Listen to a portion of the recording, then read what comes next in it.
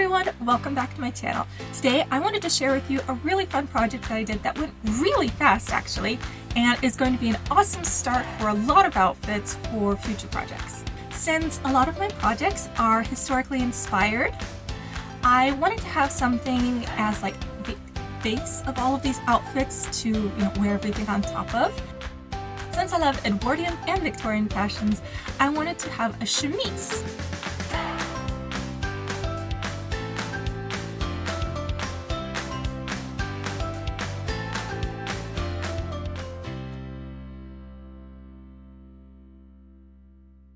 I wanted to challenge myself with every video of one of these bigger projects. I like to do at least one thing that I have never done before, and this time it was to use the drafting techniques in the book The Voice of Fashion. So The Voice of Fashion, this particular book, is a collection of 79 patterns that were included in a woman's magazine, I believe. And they include these beautiful pictures and patterns and instructions for how to make these various garments. So unlike recreation patterns that you might see at McCall's or Simplicity or one of the other modern pattern companies, these are the patterns that were in those magazines. They have not been altered to fit the modern silhouette. These are just the way they originally were. And I never actually made something from a source like this. I tend to not use patterns much at all in my sewing just because I really like, making the pattern from scratch. That's part of the fun for me. But I also really wanted to get something that was pretty historically accurate this time because I might want to do like historical recreation projects at some point in the future. And even for just historically inspired ones, I thought it would be really fun to have this skill and, be able to unlock new things. And I figured that a chemise would be a pretty easy project to do this with since it's a very simple pattern. And the only pattern for a chemise in this book was from 1901. There were only 4 pieces in it, only 3 sentences of instructions, and only 1 picture of what this was supposed to look like. And it wasn't even on a body, it's literally just like folded here. So it is a little bit different than the others. Most of the other items in here have these beautiful drawn fashion plates. So this particular book has their own drafting system, so you can take patterns that are teeny tiny from the magazine and be able to turn them into full-sized garment patterns. So what they do is they use these tape measures that are in the back of the book. Here's one of them that I photocopied. And they have one of these for each inch, from like 24 inches to 40-something inches. They're sometimes used for the waist or the hips or the bust. And for the chemise pattern, they used the bust. So you just print out the ruler size that you need for your measurement. For me, it was the 35-inch one. You look at all of these markings along the side and along this side. Over here, there is a letter A, and most of the patterns start in this upper right-hand corner. And then over here, you measure down using a regular tape measure. So see, you measure down 2 inches, 2 1/4 inches, however much more. And then these measures off to the side, you use the ruler, which is basically just a ruler scaled up. It's got the same half, quarter, and eighth measures, so it's just a ruler that just is a little bit bigger or smaller based on what you need. And what this does is it basically stretches out this pattern along the horizontal axis here. So these measures along the side stay exactly the same, but this measure along this way changes. And the process of actually taking the measurements from the book and putting them on the paper was really easy, actually. You just needed a nice grid ruler, mark it down, use this ruler, mark it across. It was really easy and quite fun, actually. I have cleared out the living room floor because this is going to be a bit of a process. Now, I honestly couldn't tell you if the back is supposed to have a yoke the same way the front does, because the pattern itself says back lining, not back yoke, but the instructions say back yoke. We'll talk about that when we get to it, but it's a little confusing. So we're gonna get there. Now this is a very small measure. This is not even quite 14 inches. It's not even quite 13 and a half actually, so it is very small. But it has enough that we should be able to figure out what we need. Okay, I think we got it. So let's start with one of the simpler pieces.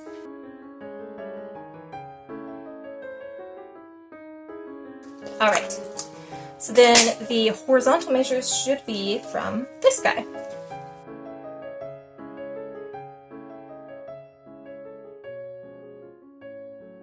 Okay, so this one is where the center neckline starts, and then there's just a nice curve down to here. So one trick that I learned from a drawing class in college is if you're wanting to make a nice big freehand curve, put your hand on the inside of the curve so it'll go like this. If you try to make a curve this way, you're really going to have to fight the way that your hands, your fingers, and your elbow are wanting to turn. You are able to make a pretty good quarter circle just by going like this, and by going like this, and even going like this.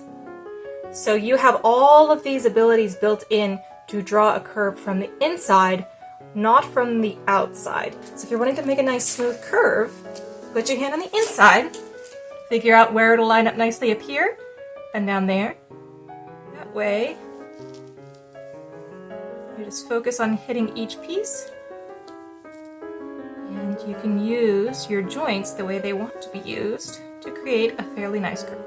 And it's obviously not going to be as perfect as if you used a French curve, but for something like this that is not going to be super precise and is going to be covered in lace anyways, we just want to get close. So that's really the only curve on this piece.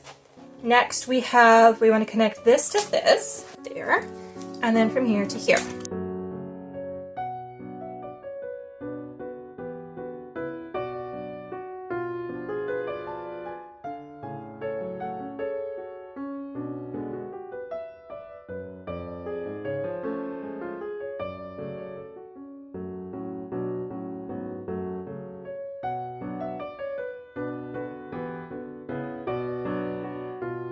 This one does have two pieces on the same piece of paper, which will prove to be a little interesting, but I think it's fine for now.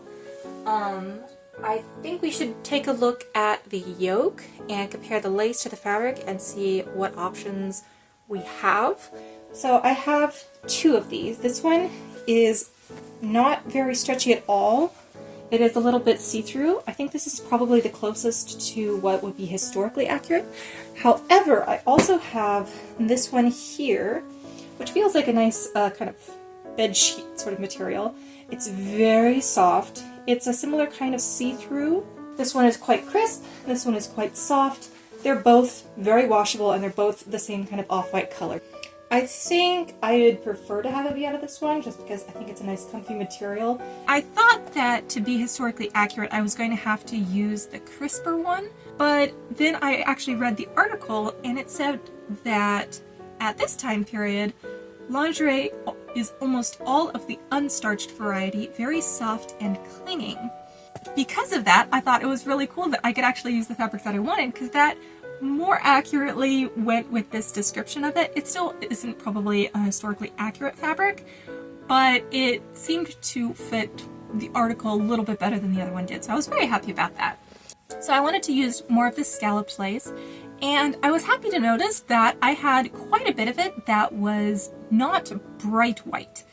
I have quite a bit of it that's a little bit older, a little stained, or maybe it was actually designed to be that color. So I was kind of excited to have a project that was supposed to be cute and elegant and lacy, and I'd actually be able to use all of these creamier laces that I couldn't use with a project like this, where it needed to be bright, crisp white. For the yoke, this is the center. This is going to be tucked kind of under that, and this will be just one row of this in the center. So we'll have a nice big piece of lace in the middle here. I might pull this...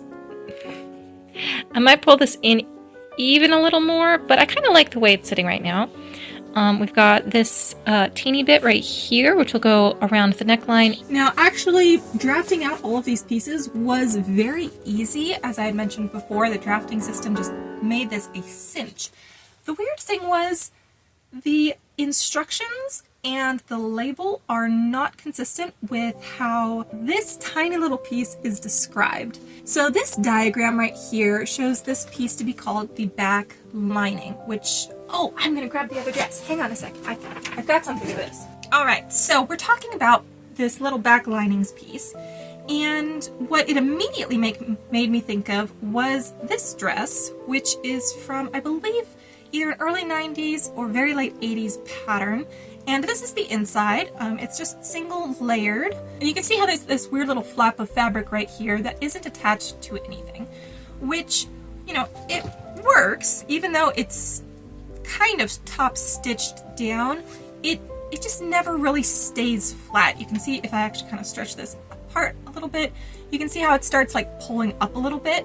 And eventually it kind of starts rolling up like this just because it's not attached to anything.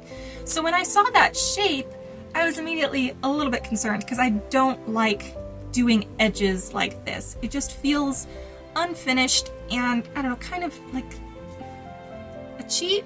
I wasn't really connecting with the shape of this and the idea of a back lining. I prefer to have a lining that's more like this one, that it is a full bodice lining in a totally different fabric or with the same fabric. So at first I was wondering, okay, do I need to like remake this so that the bodice is lined? But there's no waist seam. You can see over here that it is just, you know, this A shape, and it gets gathered up here, and you know, it doesn't really have a waist seam to end a lining. A lot of dresses will just have like the lining as far as the waist and then it'll stop, but there isn't really a way to do that with this. It seemed kind of weird to completely line a chemise, so I couldn't quite wrap my brain around the way that this lining was supposed to work, especially because the instructions also didn't help. The instructions say, gather the back and sew to the small back yoke, which there is no back yoke here. So I ended up just remaking the back lining into a bit of a back yoke with a bit of clever drafting. So the finished product isn't exactly like this, but I think it works a lot better. Okay, so it is the next day. So we have all of the pieces drafted. I have all of the laces already washed. So I think the next big thing we need to do is actually cut out the fabric. Let's take a look at all of our pattern pieces and see what we need to do.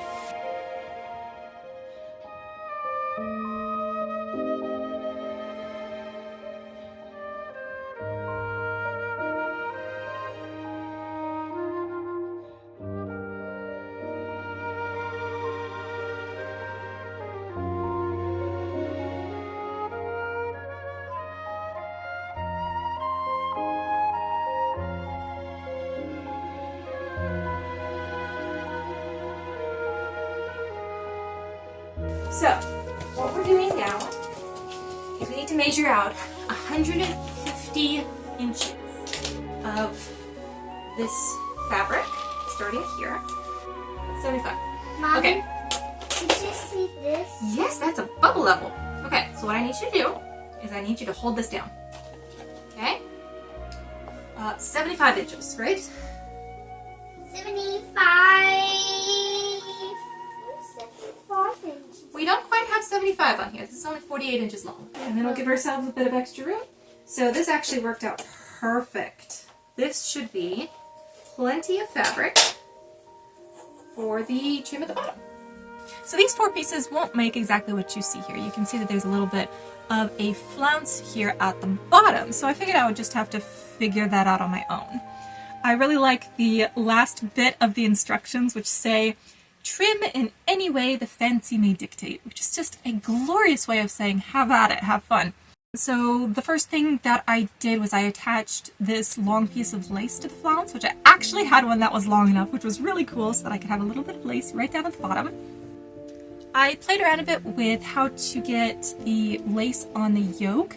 I wasn't sure how complicated I should make it. The instructions say to gather across the front, which I tried to do by machine, and I realized I really hate gathering by machine. I attached the front yoke using some lace to hide the seam, and I attached the back yoke, which I kept pretty simple. I just gathered it in. So I had some lace to go along the neckline as well. And unlike the picture, I decided that I was going to keep the arms just flat fabric, and I just like turned it and hemmed it. Mainly because, I don't know, it just doesn't look very comfortable to have that lace right at your underarm.